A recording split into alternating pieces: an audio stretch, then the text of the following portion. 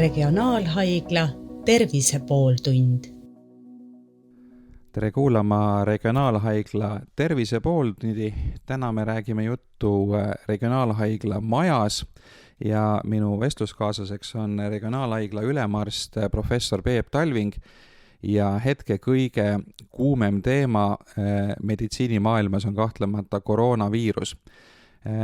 Kui vaadata asjale patsiendi seisukohast, siis võib-olla alustuseks oleks kõige parem rääkida sellest, et millised on need sümptomid, mille puhul peaks patsient koroonakahtlusega siis arsti poole pöörduma, sest on ju väga palju muidki viiruseid praegusel niiskel ja külmal ajal, mis võivad sarnaneda koroonaviirusega ja võib-olla pole üldse põhjust muretseda, et mis juhul siis peaks kindlasti abi otsima? Koroonaviirus sarnaneb mitmeti hingamisteede nakkustega, nagu on gripp ja muud RSV-viirused ja tavaliselt kaasneb köha, nohu, palavik. Mis on natuke eristav koroona puhul on see, et kõhulahtisus. Kõhulahtisus on teine märk, mida ei ole varem, nagu ütleme, hingamisteede infektsioonide puhul täheldatud. Ja kui me vaatame Hiina andmeid, siin tehti just pressikonverents tehti ja selle andis siis tähendab Hiina professor, kes siis haldas seda epideemia algpunkti. Ja nende andmetel, mida nad raporteerisid, siis 80% haigetest ei vaja intensiivravi ja neid võib siis tähendab isoleerida kas kodus või siis haiglas need, kellel on mingisugune, ütleme, organpuudulikkus. Kas see on siis hingamisteede puudulikkus, ei suuda piisavalt ära, eks ole, hapnikustada oma vererakke ja need on nagu hetked, millal tuleb otsustada, et jah, ma vajan haiglaravi, kui mul on valurinnus, õhupuudus või ei suuda, ütleme, kõhulahtisuse tõttu ei suuda piisavalt vedelikku saada, need on juhud, kus tuleb abi otsida. Ja regionaalhaiglana ehk nakkushaiglana regioonis on Lääne-Tallinna Keskhaigla on see punkt, kus on kokku lepitud, et nakkuskahtlusega, koroonakahtlusega haiged lähevad esmalt sinna. Nii et üle Eesti on 4 haiglat, on Pärnu haigla, on Ida-Viru Keskhaigla, on kliinikum ja on Lääne-Tallinna Keskhaigla, on esmakohad.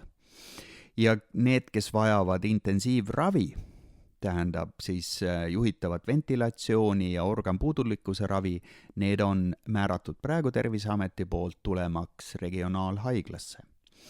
Need on algreeglid, mis on siis nagu sättinud maastikku, aga need võivad muutuda. Me oleme regionaalhaigla poolt juba 2,5 nädalat otsinud kontakti Terviseametiga ja Lääne-Tallinna Keskhaiglaga, et leppida kokku reeglid kõik, et ei oleks mingisuguseid halbu tundeid, et oleks selge, mida anda signaal patsientidele ja kuidas nad liiguvad. Ja meil on kohtumine järgmine nädal, kus Lääne-Tallinna Keskhaigla juhataja, Terviseameti kas erakorralise meditsiini osakonna juhataja ja meie infektsioonikontrolli töögrupp kohtub ja lepib korra veel kokku, kuidas me liigume. No neid sümptomeid on patsiendil endal võib-olla ikkagi raske ära tunda ja arvestades sellist üldist paanikafooni, siis võib-olla inimesed kipuvad ka üle reageerima, et kuidas siis saavutada see olukord, et ei tekiks paanikat, aga samas tõsised juhtumid ikkagi leiaks kiiret reageerimist, et mis selline optimum võiks siin olla? Seda on nüüd viimasel, ütleme, 24 tunnil öeldud nii Sotsiaalministeeriumi poolt, Terviseameti poolt, haiglate poolt, et tavajuhul on see viirusnakkus nagu kõik teised. Ainuke on see, et seal on peiteaeg ja ta peiteajal on ka nakkav, eks ole. Nii et see isolatsioon, kodune isolatsioon on see, mida tähendab strateegiana, meil ei ole ravimit sellele haigusele. Ja teda ei ole võimalik ka testida sellel ajal, kui sa oled sümptomite vaba. Aga sul on kontakt olnud. Sa võid neid kurgukaapeid võtta ja nii edasi, aga nad ei pruugi tulla positiivsed. Ja mis hetkel sellest, ütleme, kui sa viirusega nakatusid, ja on peiteaeg, eks ole, mis siis varieerub 2-14 päeva, mis hetkel nende kahe ajapunkti vahel muutud sina nakkavaks, seda me täna ei tea. Nii et kui sa ütleme 3. päeval võtad kurgukaape, tuleb negatiivne, see ei välista. Selles mõttes ei ole mõtet ormata nagu EMO-sse neid proove võtma ja EMO-t peaks külastama ainult peale seda, kui on räägitud oma perearstiga ja on antud ka telefoniliin, on olemas Lääne-Tallinna Keskhaigla telefoniliin ja peale nõuannet tuleb siis kokku leppida, kuhu minna, kui vaja on. Kui inimene on tõesti haige, vajab haiglaravi, see on kiirabi. Ja nagu me nägime eile Raul Adlas, kes on Tallinna kiirabi ja me oleme rääkinud ka oma kiirabi juhiga Arkadi Popoviga, siis kiirabi kutsed hilinevad, sest et auto tuleb totaalselt saneerida peale igat koroonakahtlusega transporti ja see pikendab siis teisteni jõudmist mingil määral. Et selgelt see ülereageerimine ka halvendab tegelikult olukorda selles mõttes, et mida rohkem on selliseid siis mitte valeväljakutseid, aga ütleme õnneks mitte positiivsed väljakutsed, siis seda pikemaks muutub nende ooteaeg, kellel võib-olla tegelikult abi vaja on, et selles mõttes peaks üles kutsuma inimesi ikkagi olema mõistlikud ja mitte iga väikese kahtluse korral ka üle reageerima. Aga nüüd Hiinas oli näha seda, et tegelikult ei oldud valmis selliseks suureks puhanguks. Nad küll suutsid üsna kiiresti ehitada selliseid ajutisi haiglaid, aga kui valmis nüüd Eesti on selliseks suuremaks puhanguks, et kui hakkabki tulema kümneid ja võib-olla 100 haigeid halvemal juhul, siis kus neid ravitakse ja kas me oleme selleks valmis? Eesti on jaotatud, eks ole, regionaalselt ja Põhja-Eesti piirkonnas on, ütleme, regionaalhaigla tähenduses on Lääne-Tallinna Keskhaigla. Ja Lääne-Tallinna Keskhaiglas on 100 voodikohta umbes ja neil on piiratud arv intensiivravi võimekusega voodikohti. Ja kui nüüd ütleme, tekib tõeline kriis riigis, kus on tuhandeid ja tuhandeid inimesi on haiged, siis kindlasti me peame võtma käiku, eks ole, kriisimeetmed ja hakkama prioritiseerima haigeid. Ja plaanilised haiged saavad siis oma ravi hiljem ja kuidas nüüd see regioonis kokku leppida, kes mida teeb. Nagu te teate, kõik nii Euroopa haiguste tõrjekomisjon ja Ameerika CDC, kõik on öelnud seda, et containment ehk piiramine, infektsiooni, nakkuse piiramine on meie kõige parem relv praegu. Ja kui me peaksime hakkama, ütleme, selles kontekstis mõtlema, et meil on mass haigestumine, me ei ole seda veel kokku leppinud, aga üks väga hea ettepanek oleks siiski, et regionaalhaigla, mis tegeleb väga paljude aegtundlike raviteekondadega, infarktiravi, trauma, insuldiravi ja nii edasi, kui see haigla peaks olema, ütleme, nakatunud ja me hakkame seda toimepidevus hakkab katkema, siis see on, ütleme, suur probleem. Suur probleem on ka, kui keskhaigla ennast selles regioonis peaks sulgema, aga ma mõtlen just seda, et see mõte containment ehk piiramine ühte kohta, kui see oleks kokkulepe Terviseamet, Lääne-Tallinna Keskhaigla, Ida-Tallinna Keskhaigla ja regionaalhaigla lepivad kokku, et jah, Lääne-Tallinna Keskhaigla on see koht, kuhu kõik haiged kontsentreerida ja me võime võtta rahulikult üle Lääne-Tallinna Keskhaigla kirurgia, sisehaigused ja nii edasi. See on nagu mõte, mis on majas tekkinud meil. See ei ole kokku lepitud, aga see oleks mõistlik mõte, sest see tähendab just seda, et me jätame selle kolde ühte majja. No samas, kui vaadata suremust, siis tegelikult on palju räägitud ka sellest, et võrreldes mitmete teiste haigustega on siiski neid surmajuhtumeid koroonaviiruse tagajärjel nii absoluutnumbrites suhteliselt vähe, kui tegelikult ka protsentuaalselt, et tegelikult kui riskirühm ehk vanemad ja haiged inimesed kõrvale jätta, siis selliste nooremate ja keskealiste inimeste hulgas on see üsna madal. Et millest ikkagi nii suur paanika selle asja ümber, et tegelikult iga-aastase gripi tagajärjel on ju ohvrite arv üldjuhul suurem kui praegu koroona puhul? Nii nagu epidemioloog, või tähendab jah, Terviseamet teile ütles, eks ole, et circa 10 000 inimest iga aasta haigestub grippi ja gripi suremus siiski on kuskil seal, ütleme, 1% ringis. Praegused andmed, mis on koroona kohta, suremus on 3,45%. See tähendab seda, et sul peab olema inimesed, kes on nakatunud, dokumenteeritud ja surmajuhtude arv pandud valemisse. Täna me ju ei tea seda, kui paljud on nakatunud. Nii et see number see on suhteliselt õhust võetud number, prognostiline umbes niimoodi. Nii et see 3,45 on kõrgem kui gripp ja kindlasti on vanemad inimesed üle 65 aastate kaasuvate haigustega, kopsuhaigused, südamehaigused, neeruhaigused, kes on kõige suurem riskigrupp. Mille pärast lapsed on vähem haigestunud, me täna ei tea seda. Ja suht puhtaks saates Irja Lutsariga sai ju seda arutatud, et võib-olla et lastel ei ole neid retseptoreid, mis võtavad vastu neid molekule kopsukoes, mis võtavad vastu selle viiruse, või nad lihtsalt kompenseerivad seda nii rahulikult, et nad ei muutu haigeks. Seda me ei tea täna. Nüüd inimestel on endal võimalik üht-teist ära teha, et haigestumist vältida ja siin üks levinumaid debatte on see maski küsimus, et kas siis sellest on abi või ei ole, et kas sellest tavalisest nii-öelda kirurgi marlimaskist on abi või peaks olema see mingi keerulisem ja kallim mask, aga igal juhul täna on olukord selline, et maski enam müügil ei ole ja inimesed on mures, et kas siis peaks seda kandma.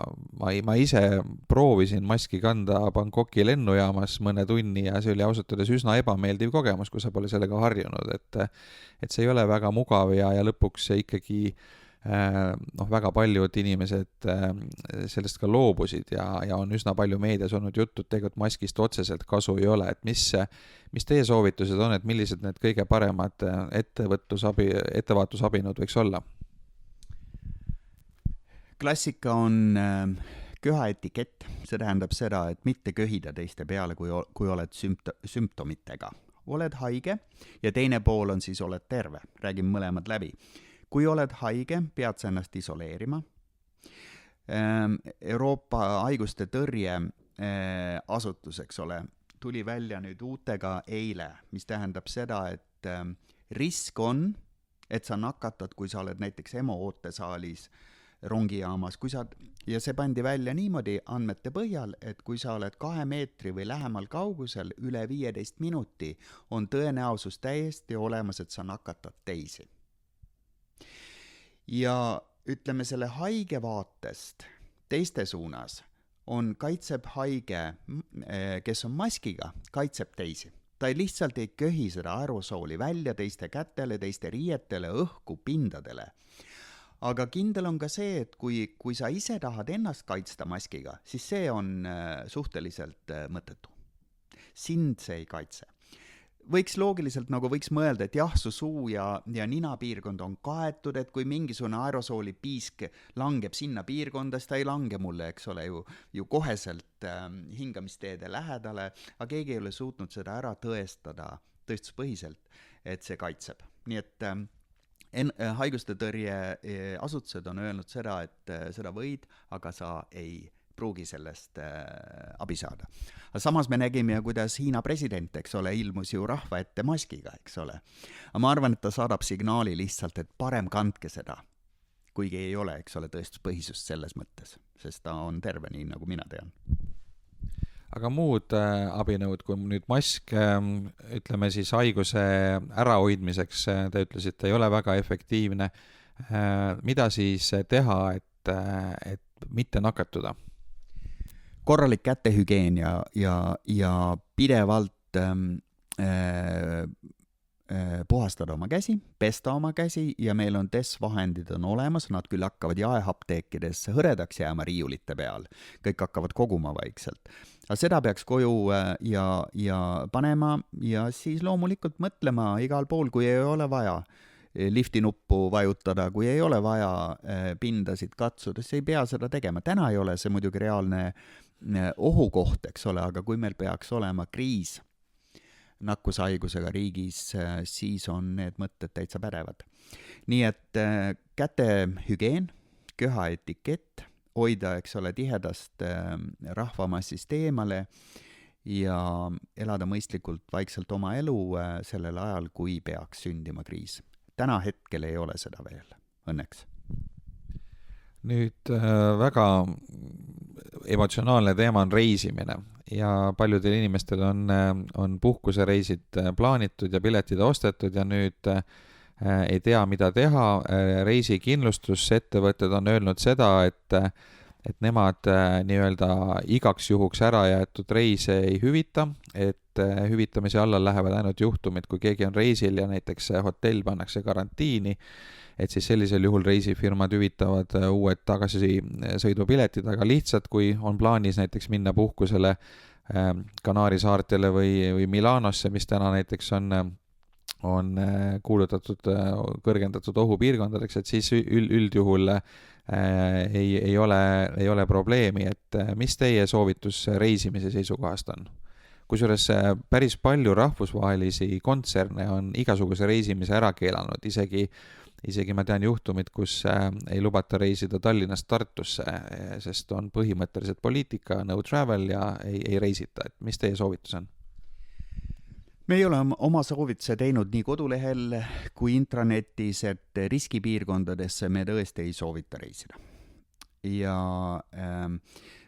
me oleme natukene, ütleme, läinud või liikunud mitte sünkroonis Terviseameti riskipiirkondadega. Me oleme laiendanud isegi riskipiirkondist. Me oleme alguses jälginud nii Ühendkuningriigi juhendeid. Ja need on olnud nagu kiiresti arenevad ja väga asjalikud meile tundus, sest esimesed, nagu ütleme, juhendid tervishoiuteenuse osutajatele, kuidas käituda puhkusereisidelt naasjatega ja nii edasi, on olnud väga kiiresti üles pandud UK-s, sellepärast me alguses kasutasime seda. Ja läksime natukene, ütleme, mitte kattuvusse Terviseametiga. Ja me muutsime, me läksime Terviseametiga sünkrooni ja oleme siis eilsest tegelikult oleme täpselt sünkroonis. Meie sõnum on see oma töötajatele, et kui vähegi on võimalik, siis tühistada reis riskipiirkondadesse. Need, mis ei ole riskipiirkonnad, on enda otsustada. Me ei saa kedagi sundida, ma tean, et inimesed on ostnud piletid, aga me oleme selle signaaliga välja läinud sellepärast, et haiglatöötajad on suured potentsiaalsed nakatajad. Kui kujutada ainult ette, et on polikliiniline vastuvõtt ja mul on 40 haiget, kes tuleb ja kui mina nakatan, siis see on totaalselt vale printsiip, eks ole. Nii et me oleme võtnud selle konservatiivse seisukoha, ütlemaks haiglas, et oma haigete tervise nimel, meil on palju haigeid, kes on organpuudulikkustega ja nii edasi, et vältida reise riskipiirkondadesse kindlasti. Me ei saa sundida, aga see on meie soovitus ja nõuanne. Kuidas suhtuda näiteks kontserti või mõnesse muusse massiüritusse? Isegi võib-olla kontsert on suur, tavaliselt palju inimesi, aga näiteks teatrietendus või kino. Ka suletud ruumis 100 inimest koos. Mis te arvate, kas praegu peaks olema ettevaatlik kinnoteatrisse kontserdile minekuga või on see mure pisut üle pingutatud? Tänane seis Eestis on üle pingutatud. Ja meil on, eks ole, üks, nagu nimetatakse, patsient 0 on kohal. Tegelikult jah, ja ta on praegu Lääne-Tallinna Keskhaiglas, millest on ka tehtud, eks ole, ju nii Terviseamet kui teised pädevad organid on andnud teada. Ja seal bussis on veel inimesi olnud ja need on kõik, eks ole, nõustatud Terviseameti poolt. Ja et ütleme, et see potentsiaalne nakkuse allikas on piiratud. Aga järgmine nädal hakkavad või selle nädala lõpus hakkavad inimesed naasema puhkustelt. Ja see peiteperiood on ju 14 päeva, eks ole. Ja ma arvan, et siis on koht, kus kohas võib hakata koroonaviiruse nakatunud inimesi rohkem ja rohkem Eestis tekkima. Nii et see võtmesõna, reisianamnees, tulnud riskipiirkonnast, ei pruugi olla kuu aja pärast enam võtmesõna, kui ütleme, viirus on juba maad võtnud, eks ole ju ka Eestis. Nii et siis muutub see prognoos. Praegusel hetkel ma arvan, et see on rahulik ja seda on öelnud ka Terviseamet ja kõik teised pädevad, et hetkel ei ole riski teatriga, kontsertitega. Aga see kõik muutub. Siin paljud asjad muutuvad üle päeva. No see on võib-olla nüüd juba spekulatsioon, aga sest keegi ilmselt väga täpselt seda vastust ei tea, aga ikkagi teema on huvitav, et miks on nii, et on tekkinud sellised üksikud kolded nagu see Põhja-Itaalia või Iraan, kuigi teisipidi loogika järgi võttes võiks ju see haigus levida Hiinast suurtesse transiitkeskustesse, suurtesse lennujaamadesse, et kui Hiinast on inimesed lennanud näiteks, ma ei tea, Dubaisse või Singapuri või Bangkoki või LA-sse või teistesse suurtesse transiitpunktidesse, siis millegipärast seal ei ole märgata mingit väga suurt puhangut, Singapur natukene võib-olla on, aga teised kohad mitte, siis äkki mingid väikelinnad Põhja-Itaalias ja kusagil Iraanis on muutunud kolleteks, et millega seda seletada? See on väga huvitav ja sellepärast, et Itaalia ei ole minu teada seda patsient nulli ehk patient zerot ei ole kätte saanud ja tuvastanud, kus kohast see tuli. Spekulatiivselt itaallased oma sotsiaalses, ütleme, käitumises on natukene võib-olla, et 3 suudlus põsele, kui on õhtusöögiga alustamine. Ma ei tea seda. Nii et see on hea küsimus. Ja miks Aafrika? Miks Brasiilia või ütleme Lõuna-Ameerika, ma vaatasin eile vist tuli neil esimene haige Brasiiliasse ja Sao Paulo, Rio de Janeiro on samuti suured, eks ole ju, lennujaamad ja kus võiks ka liikumisi olla. Aga nad on, kas see on diagnostika, et nad ei otsi või et diagnostiline võimekus ei ole nii patsientide lähedal, et nad läheksid ja saaksid koheselt oma koroonatesti positiivsed juhul tehtud. Ma ei tea seda. Aga see on väga ebatõenäoline, et ainult üks juht Lõuna-Ameerikas, eks ole. Ja mille pärast Aafrika? Ma vaatasin eile ühte saadet, CNN-i vaatasin ja seal oli võetud intervjuu ja oli just küsimus, et miks Aafrika ei ole praegu mõjutatud ja ausalt öeldes ei tea seda, kas nad on mõnevõrra isoleeritud, aga sellel ei ole head vastust. Kordame lõpetuseks nüüd üle siis veel kord sellise hea tava või juhendi, et kuidas iga inimene saab täna Eestis ennast tervena hoida, et mis need kõige olulisemad punktid on, mida ta enda tervise heaks teha saab, et mitte nakatuda. Head punktid on see, et hoida suurtest rahvamassidest eemale, kui meil juhte tuleb juurde.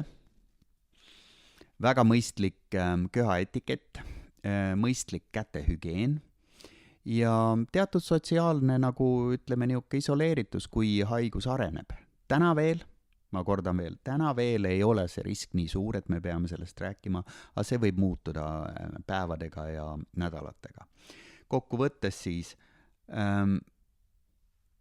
täna ei ole riski, hoida täna korraliku kätehügeeni, korraliku köhaetiketti ja kui haigus areneb, siis muutuvad ju riskiastmed suuremaks ja siis hoiduda, eks ole, igasugustest rahvarohketest kohtadest ja need ongi need mõistlikud meetmed, kas koju võib rahulikult osta, eks ole, käte desinfektsiooni vahendeid, koguda võib-olla, et külmetusvahendeid, nagu on paratsetamool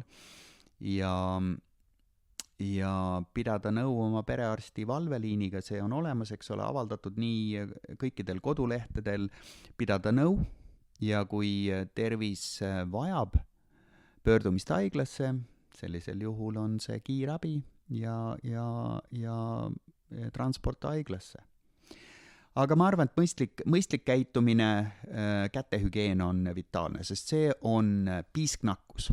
Ta ei hüppa õhust kellelegi külge, ta on piisknakkus, see tähendab seda, et lähikontakt nakkuskoldega tekitab haigust. Aitäh, te kuulsite Regionaalhaigla Tervise pooltundi ja koroonaviiruse teemadel ajasime juttu ülemarst professor Peep Talvinguga ja teda küsitles Ando Sinisalu. Aitäh kuulamast!